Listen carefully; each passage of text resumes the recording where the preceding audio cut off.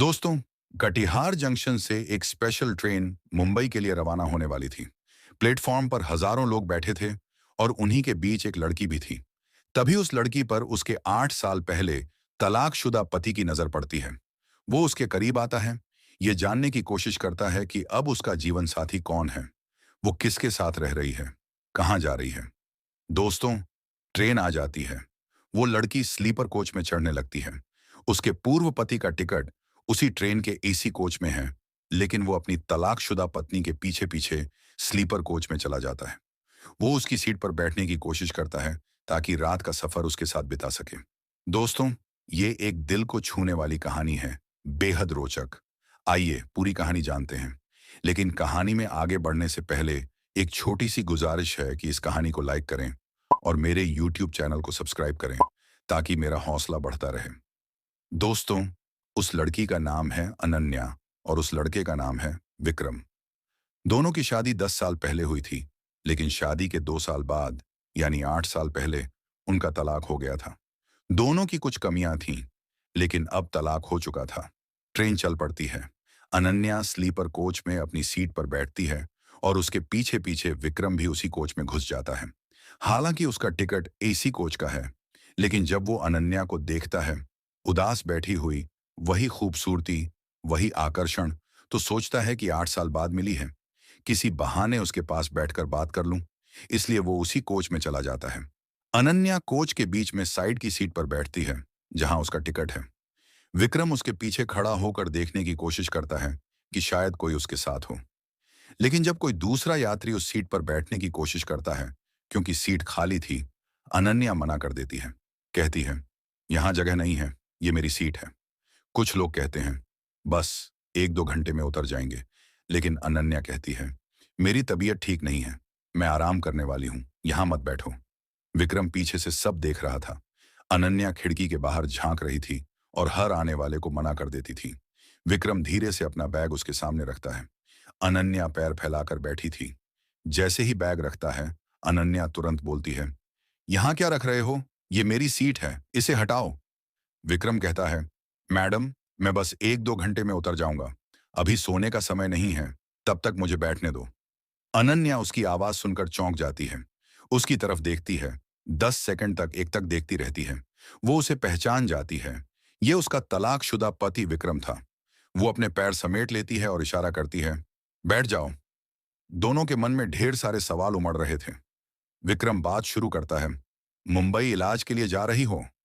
अनन्या कहती है, मुझे क्या हुआ है, मैं क्यों जाऊंगी इलाज कराने?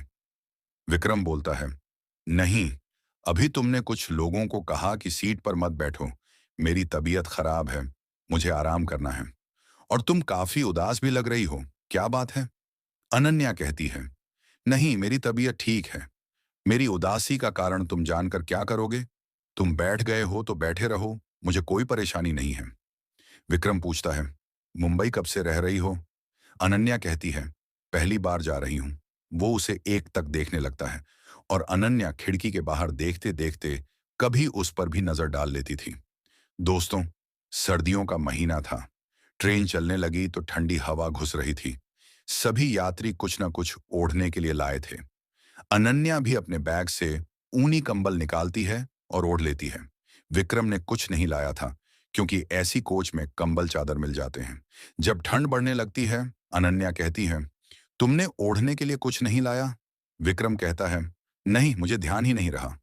अनन्या कहती है, लाना चाहिए था, ठंड लग सकती है।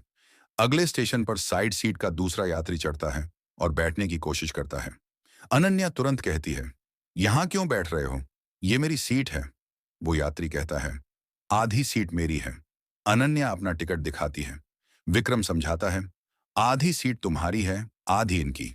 सोने के समय पूरी सीट तुम्हारी हो जाएगी, ऊपर वाली सीट इनकी। अनन्या चुप हो जाती है। दूसरा यात्री बीच में बैठने की कोशिश करता है तो अनन्या कहती है, अपनी सीट पर जाओ। वो दूसरी खिड़की वाली सीट पर चला जाता है। ट्रेन चल पड़ती है। ठंड बढ़ने पर अनन्या अपना कंबल विक्रम के पैर पर डालते हुए कहती है, ओढ़ लो, नहीं तो तबीयत खराब हो जाएगी। विक्रम कहता है, मुझे ठंड नहीं लगती। सर्दियों में एक बार रजाई को लेकर मेरा किसी से झगड़ा हो गया था, तब से ठंड नहीं लगती। दोस्तों, ये इशारा उस वक्त का था जब दोनों का तलाक नहीं हुआ था। सर्दियों में कंबल की खींचतान पर उनकी लड़ाई हुई थी और अनन्या ने गुस्से में विक्रम पर पानी डाल दिया था। रात भर दोनों ने किसी तरह दूसरी चादर से गुजारा किया था। अनन्या ये समझकर मुस्कुरा देती है और कहती है, उसमें तुम्हारी गलती रही होगी। विक्रम कहता है, नहीं, जब पानी डाला गया तो मेरी गलती कहाँ थी। दोनों हंसने लगते हैं। सफर चलता है। खाने का समय होता है। अनन्या कहती है, खाना खा लो। विक्रम कहता है, मैंने कुछ नहीं लाया, कोई बेचने आएगा तो ले लूंगा, तुम खा लो। अनन्या कहती है, मेरा खाने का समय हो रहा है, तुम्हारा तो कुछ और समय होगा, बैग में कुछ रखा ही होगा। विक्रम कहता है, नहीं, मैंने पीना छोड़ दिया। अनन्या हैरान होकर पूछती है, कब से? वो कहता है, 4 साल हो गए, अब नहीं पीता। अनन्या को यकीन नहीं होता। वो कहती है, मेरी कसम? विक्रम कहता है, किसी की भी कसम, मैं नहीं पीता। अनन्या हैरान रह जाती है। कहती है, जिसके लिए तुमने सब छोड़ दिया, वो सब, काश तुम पहले छोड़ देते। अब सुधर जाओ, मैं भगवान से यही दुआ करूंगी। दोस्तों, उनके तलाक का मुख्य कारण विक्रम की शराब की लत थी। वो न माँ बाप की सुनता था, न अनन्या की। मारपीट भी करता था। 2 साल में अनन्या तंग आ गई थी। विक्रम के माता पिता भी कहते थे, ये नहीं सुधरेगा, तुम अपनी जिंदगी कहीं और बसा लो। अनन्या उसे बहुत चाहती थी, लेकिन उसकी आदतों से तंग आकर तलाक ले लिया। अनन्या कहती है, मुझे यकीन नहीं हो रहा, घर में सब कैसे हैं? मम्मी पापा, छोटी बहन? विक्रम बताता है, सब ठीक हैं। छोटी बहन की शादी हो गई। तुमने शादी नहीं की? अनन्या कहती है, नहीं, अभी तक नहीं। मैं मुंबई इसलिए जा रही हूं, मेरी दोस्त ने एक रिश्ता जोड़ा है। विक्रम उदास हो जाता है। कहता है, मैं अब सुधर गया हूं, कमाता हूं, किसी को परेशान नहीं करता। उसकी मंशा थी कि शायद अनन्या कह दे कि वो उसके साथ रहने को तैयार है। लेकिन अनन्या कहती है, अच्छा है, मैं दुआ करूंगी कि तुम्हारी शादी जल्द हो। रात हो जाती है। अनन्या कहती है, 2 रोटी लाई हूं, चलो खा लेते हैं। विक्रम कहता है, 2 रोटी से न तुम्हारा पेट भरेगा न मेरा। अनन्या हंसकर कहती है, पति पत्नी समझकर बांटकर खा लेते हैं, पहले भी तो ऐसा एडजस्ट किया है। तभी ट्रेन में बिरयानी बेचने वाले आते हैं। विक्रम 2 बिरयानी लेता है और दोनों खुशी खुशी खाते हैं।